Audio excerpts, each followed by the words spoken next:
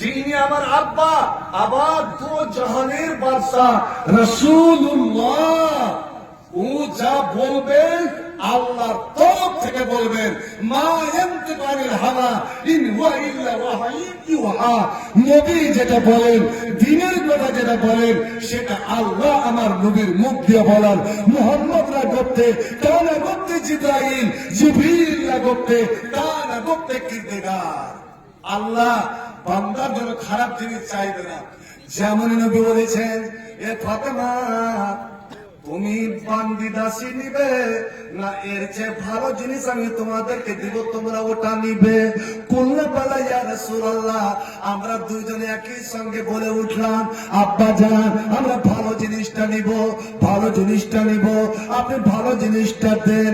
তবে শোনো, যখন ভালো জিনিসটা নিবে তখন শোনো, যখন রাত হয়ে যাবে, বিছানায় সুতার টাইম হয়ে যাবে, যখন তোমরা দুজন ঘুমাতে আসবে, ওরে আমার বেটি জামাই, এ আলী, এ ফাতেমা, তখন তোমরা সুন্দর করে উজু করে নিবে, যেইভাবে নামাজের জন্য উজু করা হয়। ওদের বাপ আমাদের ছেলে মেয়েকে শিখাবে, নামাজের যেইভাবে উজু করো ওইভাবে বিছানায় ঘুমাতে যাবার সময় তোমরা উজু করে নিও।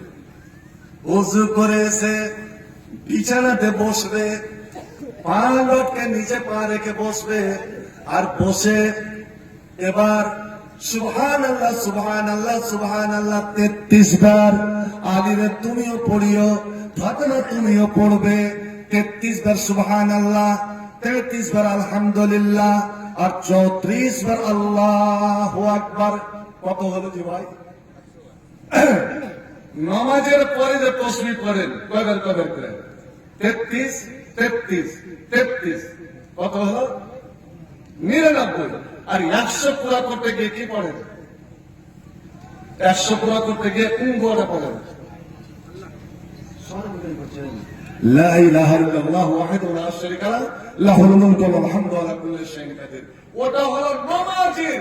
আর যখন বিছানায় শুইতে যাবেন, ঘুমাতে যাবেন, উযু করে বিছানায় বসে আপনি এই তাসবিহটা সুবহানাল্লাহ 33 বার, আলহামদুলিল্লাহ 34 বার, আর আল্লাহু আকবার 34 বার, 100 বার পুরো হয়ে গেল। এবার যখন বিছানা তুমি ঢলতে যাচ্ছ, তখন তুই পড়ো আউযু বিল্লাহি মিনাশ শাইতানির রাজিম, বিসমিল্লাহির রহমানির রহিম। ওরে ওই দুটো আয়াত তুই পড়ে নাও, দুটো আয়াত, মাত্র 2 মিনিট, মাত্র 2 মিনিট লাগবে রে বন্ধু। এমন দুটি আয়াত আমার আল্লাহ বলছেন, মান কারাউ লাইলাতাল কাফাতাহু, এ হাবুরে মুমিন মুসলমানেরা, ওরে কারি জন্য তোর কোরআন খানি করা লাগবে না রে, কোরআন পড়ানো লাগবে না, নিজে নিজে আমল কর। ওরে দুটো আয়াত পড়ে বিছানায় ঘুমিয়ে যা। আমি আল্লাহ সারা রাত জেগে জেগে জেগে জেগে, তুই যদি কোরআন পড়তে গেলে লাইলাতুল কাদার সাবে কাদার জেগে মসজিদে সারা যদি বসে বসে কোরআন পড়তি, আমি আল্লাহ গোটা রাত্রে জানি কি দিতাম।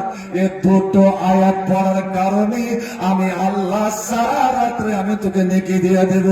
একবার কি সুবহানাল্লাহ বলা যাবে না রে বন্ধু? জোরে বলো সুবহানাল্লাহ সুবহানাল্লাহ। মাত্র 2 মিনিট আর নেকি পেলেন কত করে? সারা রাত্রে আপনি কোরআন যেন পড়তে আছেন, পড়তে আছেন, আপনি একেবারে ঘুমিয়ে আছেন। শুধু এটাই নয়, কাফাতাহু, আজ মুসলমানের পায়ে পায়ে দুশমন, পায়ে পায়ে দুশমন। এই মাদ্রাসাগুলো কখন যে মাদ্রাসাগুলো হামলা হয়ে যাবে, কখন যে মাদ্রাসাগুলো উঠে যাবে আপনি ভাবতে পারবেন না। আর বিশেষ করে দাড়ি টুপি আলাদা যারা ভাই দাড়ি কামিয়ে রাখছে অর্গে কিন্তু ভালো, দাড়ি টুপি আলাদা বাইরে ঘুরতে গিয়ে আলারে হঠাৎ শুনতে পাচ্ছি তো খবরে ঘেরে নিল 8-10 জন, প্রত্যেক হাতে ত্রিশূল অস্ত্র। এই জয় শ্রীরাম বলো, জয় শ্রীরাম বলো, वरना मरने के लिए तैयार हो जाओ। পানি কি জান বাঁচাবার তাগিদে কি করছে? জয় শ্রীরাম বলে দিচ্ছি। আচ্ছা আপনি কোন, আপনাকে জিজ্ঞেস করছি, ওরা আপনাকে 3 লাখ টাকা অফার দিচ্ছে, এই 3 লাখ রুপয়ে ले लो और एक बार जय श्री राम, जय मां काली, जय मां दुर्गा, যাইবা গঙ্গা বল দো।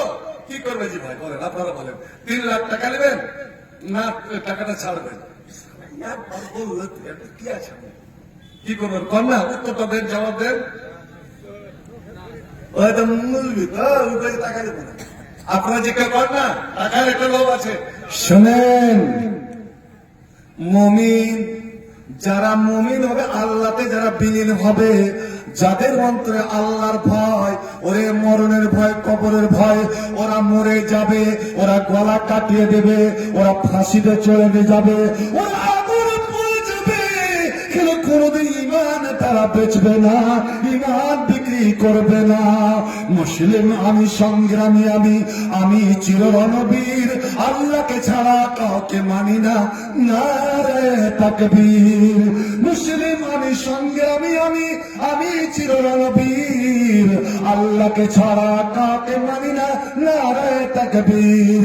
বিপ্লবী আমি, চির সৈনিক, চির দুর্জয়, চির নির্ভীক।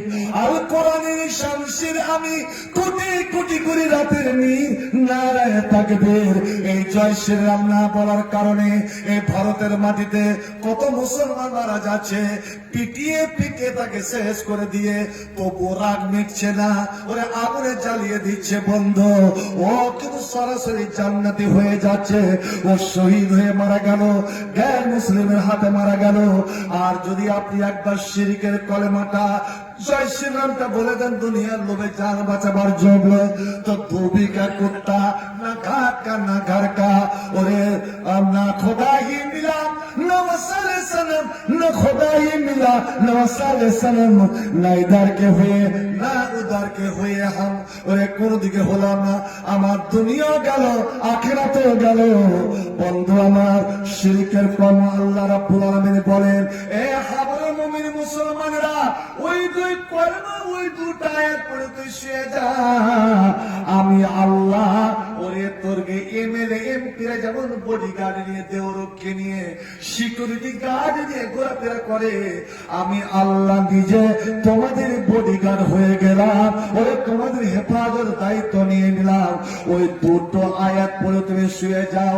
দেখি তো তোমার বাড়িতে, তোমার তোলা দিতে, তোমার মাটিতে কোন দুশ্মন কেমন করে পা রেখে দেয়, কোন শয়তান তোমার নিকটে যায়।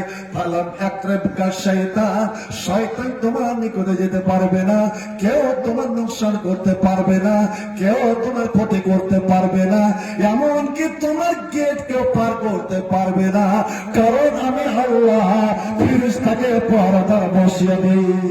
সুবহানাল্লাহ। হযরত ইব্রাহিমের পাহারাদার কে ছিল ভাই?